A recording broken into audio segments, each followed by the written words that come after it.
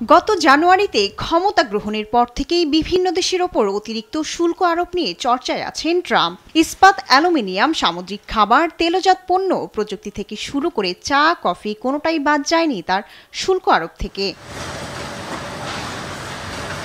মার্কিন অর্থনীতিকে আরও শক্তিশালী এবং সরকারের আয় বৃদ্ধির লক্ষ্যেই মূলত এমন পদক্ষেপ নিয়েছেন তিনি। তার মতে অতিরিক্ত শুল্ক মার্কিন বাজারে চাকরির ক্ষেত্র তৈরি করবে, কিন্তু এই অতিরিক্ত শুল্ক মার্কিন অর্থনীতিকে শক্তিশালী করবে নাকি রপ্তানিকারকদের বিকল্প বাজারের দিকে নিয়ে যাবে তা নিয়েই আশঙ্কা প্রকাশ করেছেন বিশ্লেষকরা।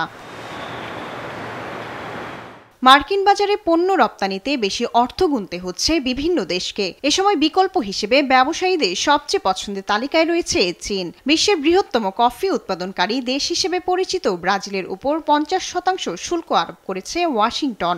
এতে বিকল্প হিসেবে চীনকেই দেখছেন ব্রাজিল রপ্তানিকারকরা। যুক্তরাষ্ট্রে প্রতি বছর 8 মিলিয়ন ব্যাগ কফি রপ্তানি করে ব্রাজিল, যার একটি বড় অংশ চীনের বাজারের দিকে আগ্রহ দেখাচ্ছে। ভারতও একই দিকে এগোচ্ছে।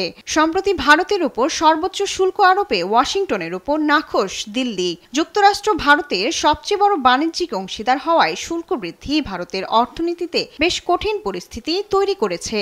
তাই ভারতের বাণিজ্যে বৈচিত্র্য আনতে তারাও ঝুঁকছে চীনের দিকে। বিশেষজ্ঞরা বলছেন এই শুল্ক বৃদ্ধির নেতিবাচক প্রভাব পড়তে পারে মার্কিন বাজারেও। একদিকে মার্কিন পণ্যের দাম বৃদ্ধি হলে ভোক্তাদের উপর যেমন চাপ বাড়বে, তেমনি ব্যবসায়ীদের মার্কিন বাজার বিমুখও করতে পারে বলে মনে করছেন তারা। নিউজ ডেস্ক, দেশ টিভি।